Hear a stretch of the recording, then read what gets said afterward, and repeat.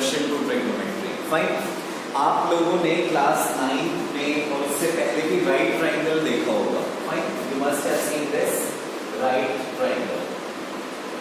अब ये right triangle approach के अंदर हमारे पास बहुत सारी ऐसी रियल लाइफ प्रॉब्लम्स होती हैं। फॉर एग्जाम्पल, आप कहीं किसी बिल्डिंग के बाहर खड़े हुए हो, बिल्डिंग के टॉप को आप ऑब्जर्व करते हो, तो अगर वहां से आपके आईज से वहां उसके टॉप को ऑब्जर्व करोगे तो एक राइट ट्राइंगल की शेप बन जाएगी। अब इनिशियली ये बात सामने आई कि क्या पॉसिबल है कि हम उस बिल्डिंग की हाइट को फाइंड कर सकते हैं। लाइक फॉर एग्जाम्पल, ये कोई बिल्डिंग है और आप यहाँ खड़े हो, आप इसकी टॉप को ऑब्जर्व कर रहे हो, तो ये ऐसी एक शेप वहां डेवलप हो सकती है। Now using this we will be using trigonometry we will be finding the height of this building, और ऐसी बहुत सारी चीजें होंगी that will be solving with the help of trigonometry. Fine, so what exactly this trigonometry means? Trigonometry is formed using the word tri. Tri means three. Gon means trigonometry. Fine. Gon means your sides. Tri का मतलब होता है three. Gon का मतलब होता है sides. And your metry means, metron is the word exactly. So metron means measure. Fine. Metron का मतलब होता है measure. So what we can say that this trigonometry, it deals with the study of relationship between the sides and angles of a triangle. Fine. If you will see, it deals with the relationship between the sides. Triangle, right angle triangle के अंदर हमारे पास 3 sides. ऐसा जरूरी नहीं है वो right angle triangle हो. Later on you'll see that it works on your scalene triangle also. But right now we will be studying everything on the basis of right angle triangle. So trigonometry is a relationship between the sides and angles of a triangle. Sides और angles के बीच में जो relationship होता है, that is called your trigonometry. Fine. So in this chapter we are going to study the sides of the right triangle with respect to the acute angles. Fine. And we will be studying the relationship between the sides of the right triangle with respect to the acute angles. ये जो angles आपके होते हैं बेटा, एक अगर angle 90 degree का है तो बाकी दोनों एंगल्स आपके एक्यूट एंगल्स होते हैं। एक्यूट एंगल्स का मतलब एंगल आपके लेस देन 90 डिग्री होंगे। फाइन, तो इस चैप्टर में हमें जो स्टडी करना है, हमें स्टडी करना है इनकी साइड्स का रिलेशनशिप किसके साथ? एंगल्स के साथ। एक्यूट एंगल्स जो आपके बने उन एंगल्स के साथ, and we call this relationship as trigonometric ratios of the angle. और ये जो रिलेशनशिप होगा उसे हम क्या बोलते हैं? Trigonometric ratios of the angle. Fine, so right now we will restrict our study to acute angles only. अभी हमारी स्टडी जो होगी वो सिर्फ एक्यूट एंगल्स पर होगी। Acute angles means less than 90 degrees. Fine, later on we will be इसको और हम एनहेंस कर लेंगे, but up to class 10 we have to study only for the acute angles. Fine, now later on in this series we will be studying the angles. acute angles का मतलब यहाँ क्या हुआ कि 0 to 90 डिग्री के बीच के एंगल्स के बारे में ही हम बात करेंगे अभी से। Fine. So the first part that you have to study is your trigonometric ratios. trigonometric ratios से पहले मैं यहाँ अगर बात करूँ तो अगर आप इस एंगल को कंसिडर कर रहे हो तो ये आपका क्या होगा? बेस। जिस साइड पर आपका एंगल बनेगा उस साइड को आप क्या बोलोगे? Base. This is called your hypotenuse and this is called your perpendicular. This is called perpendicular.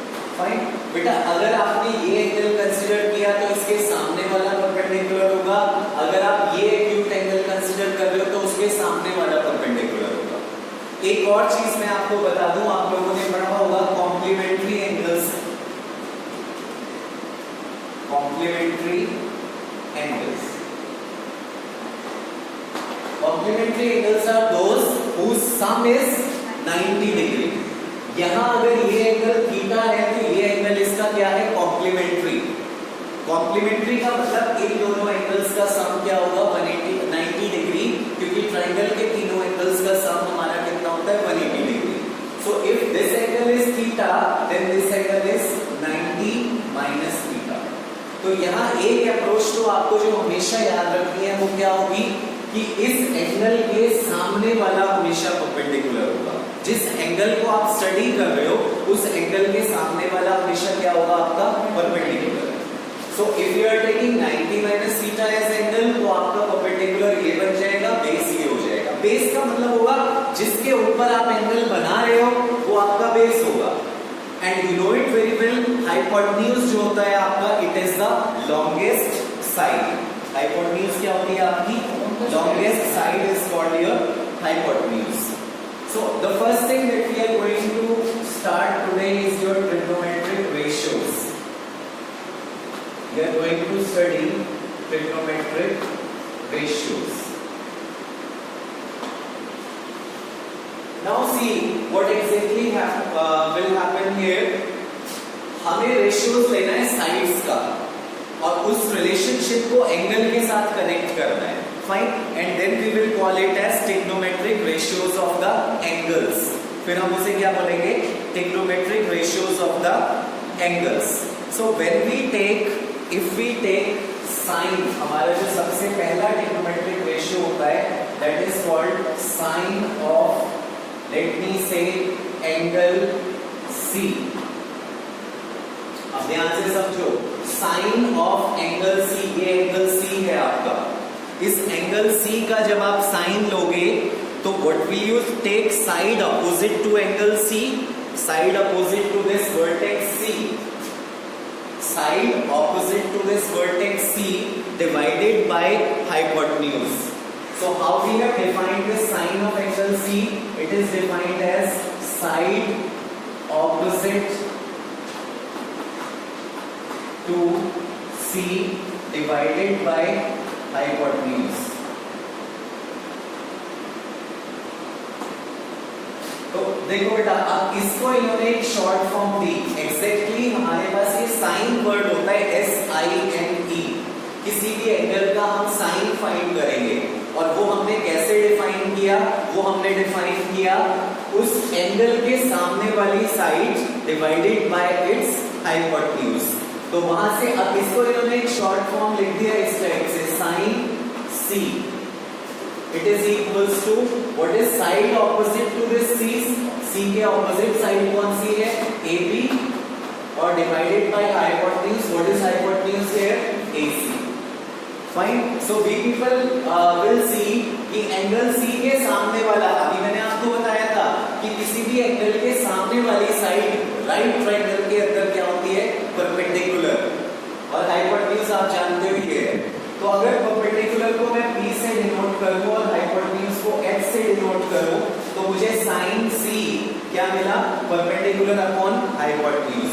अब यहां ध्यान से सुनना क्योंकि कंफ्यूजन लास्ट तक एक बनी रहती है कि हमें कैसे पता चला ये sine C perpendicular upon hypotenuse होता है। बेटा ये होता है कि हम जब भी कोई बिल्डिंग बनाते हैं तो उसकी फाउंडेशन रखते हैं ना, नींव डालते हैं उसमें। फाइन, कुछ नींव डालते हैं और कुछ चीजें होती है, कोई भी लैंग्वेज जब आप डेवलप करते हो तो कुछ सिंटेक्स बनाते हो, कुछ सिंबल्स अपने आप से बनाते हो, ग्रामर बनाते हो। जैसे हम कहते हैं ना कि भाई अगर मेल है तो हम उसके लिए था बोलेंगे, वो स्कूल आया था।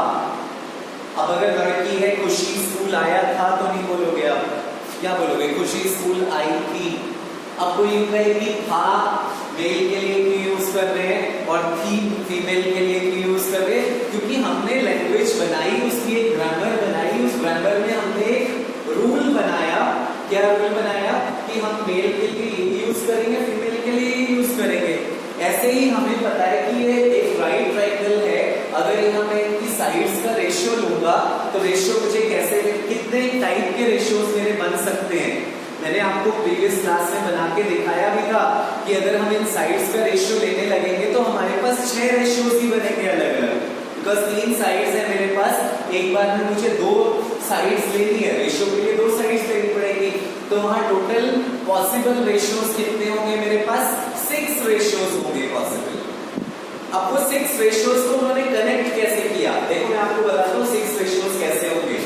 आप ऐसे ले सकते हो AB अपॉन AC, ये ले लिया आपने। और क्या ले सकते हो आप? BC upon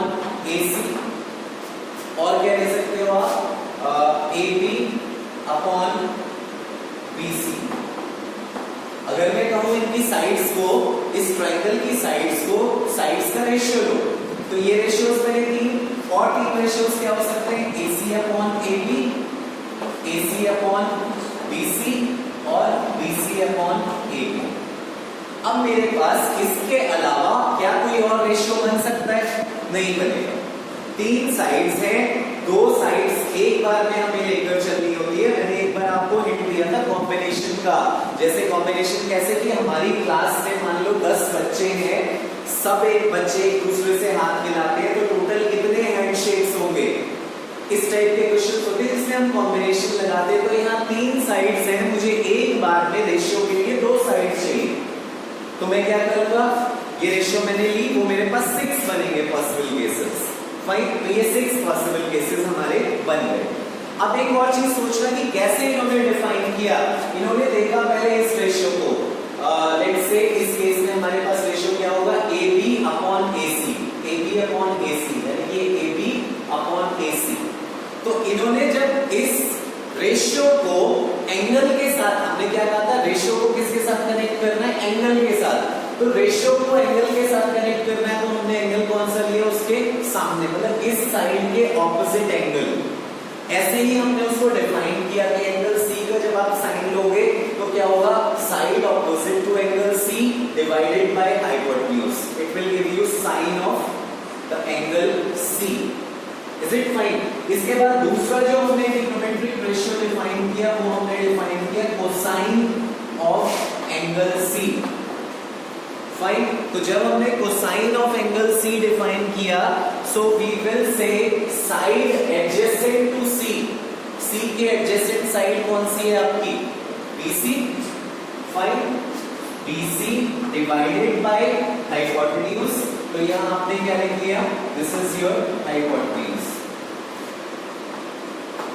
So what is this? BC? BC is the base. Base को अगर मैं B से डिनोट करूं और हाइपोटेन्यूज को H से डिनोट करूं, तो cosine of angle C it is given by base upon hypotenuse. ये हमने क्या सपोज कर दिया? बेस अपॉन हाइपोटेन्यूज हमने इसे कंसीडर किया।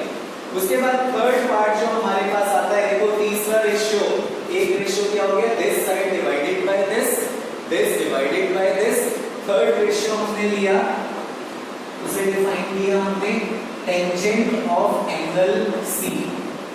टेंजेंट ऑफ एंगल C हमने क्या लिया? AB by BC। So this will come out to be as your perpendicular upon base, tangent of angle C। तो इस वे में हमने साइड्स के रेशियोज को किसके साथ एसोसिएट कर दिया? एंगल्स के साथ। ये एसोसिएशन हमने खुद किया है।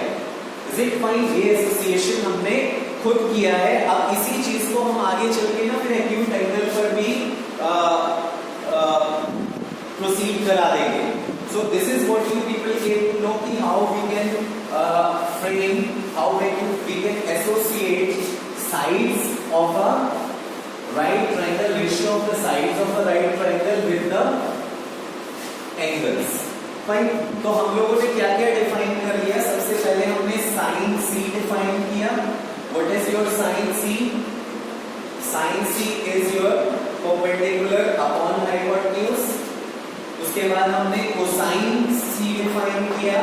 Cosine C is equals to your base upon hypotenuse. और तीसरा हमारे पास था tan C, it is perpendicular upon base. अब बेटे एक बात ध्यान रखना, हम लोग इसे बोलना शुरू कर देते हैं sine C perpendicular upon hypotenuse. Cosine C, it is cosine C।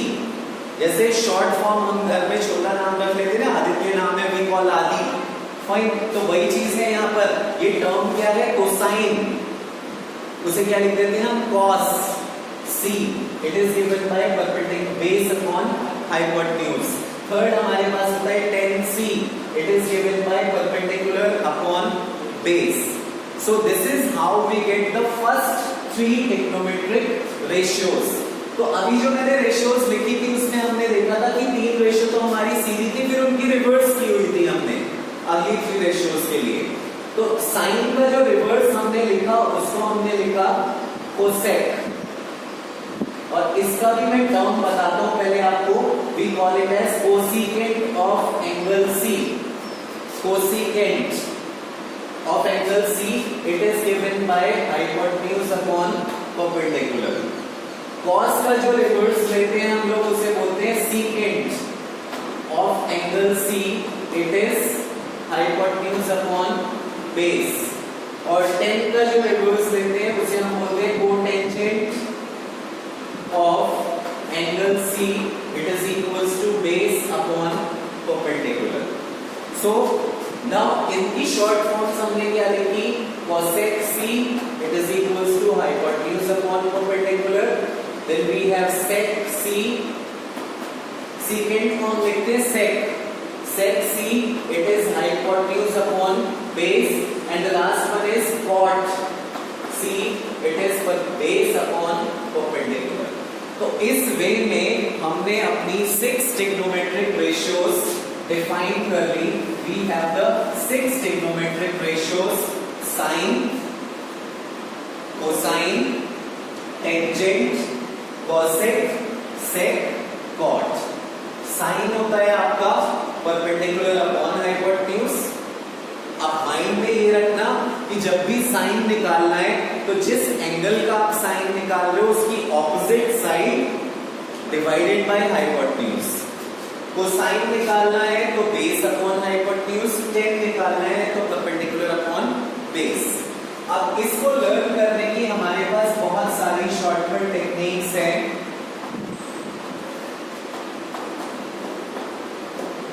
We people learn it like this: Pandit, Badri, Prasad, हर हर बोले.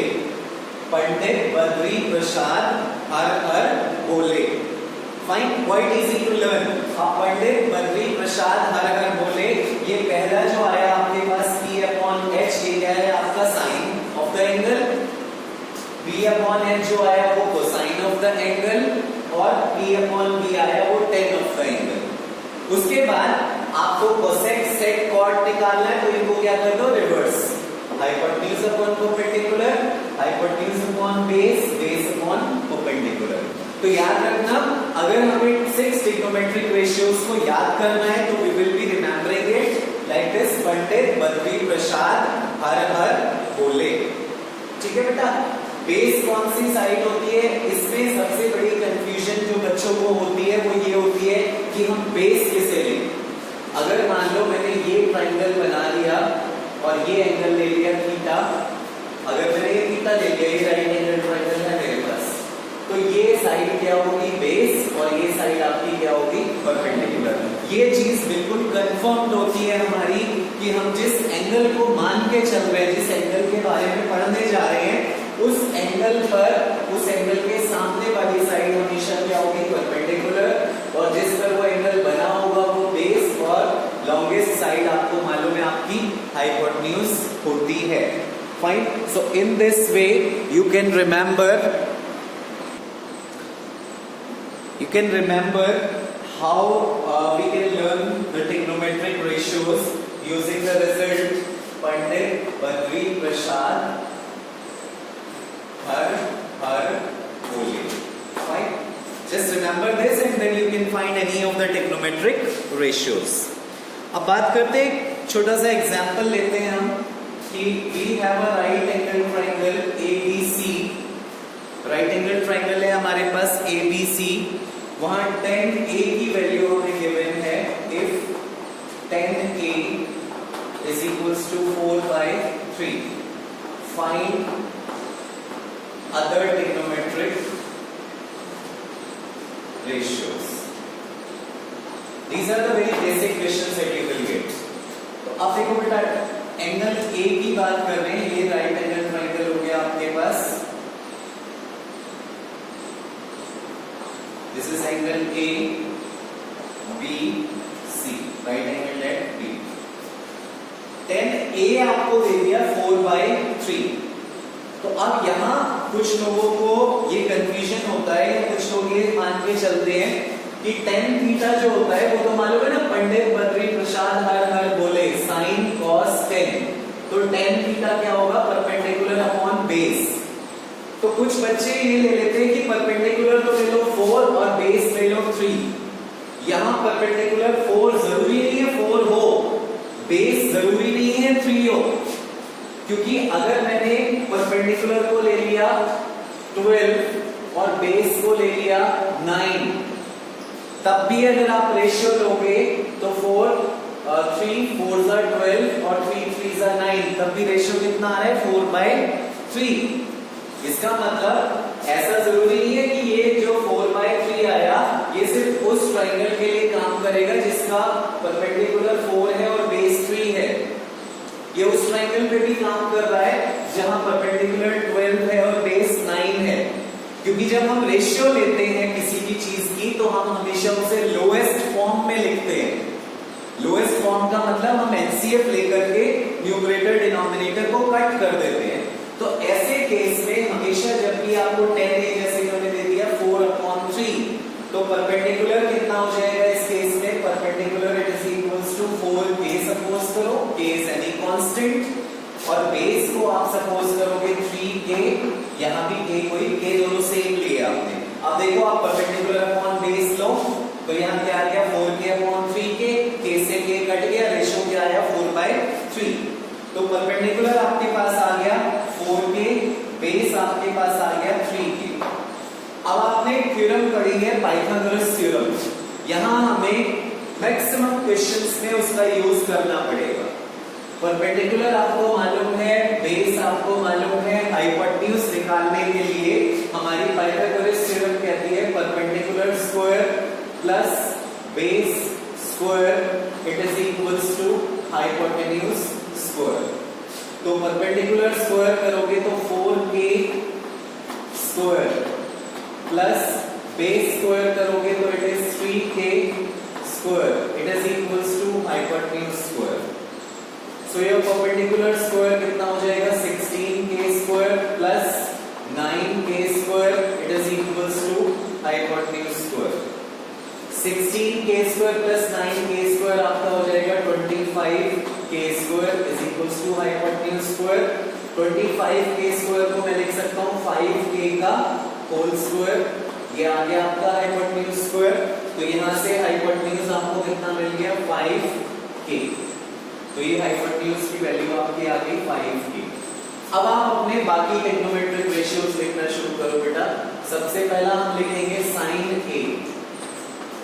साइन होता है आपका, तो परपेंडिकुलर है आपके पास 4k, हाइपोटेन्यूज है आपके पास 5k, 4k/5k, k से k कैंसिल, आपको वैल्यू कितनी मिली 4/5। उसके बाद आप लिखिए cos a। cos a आपका होगा बेस अपॉन हाइपोटेन्यूज, तो बेस आपके पास है 3k और हाइपोटेन्यूज है आपके पास 5k, k से k कैंसिल, यहां आपको मिला 3/5। तीसरा आपको 10a गिवन है बेटा, 10a आपको कितना गिवन है 10a it is given as 4/3। तो ये तीन ट्रिग्नोमेट्रिक रेशियोज मैंने फाइंड कर लिए। रिमेनिंग जो है वो इन्हीं का रेसिप्रोकल करके हमें मिलती है। तो साइन से हमें क्या मिलेगा cosec a, cosec a आपका कितना हो जाएगा 5/4।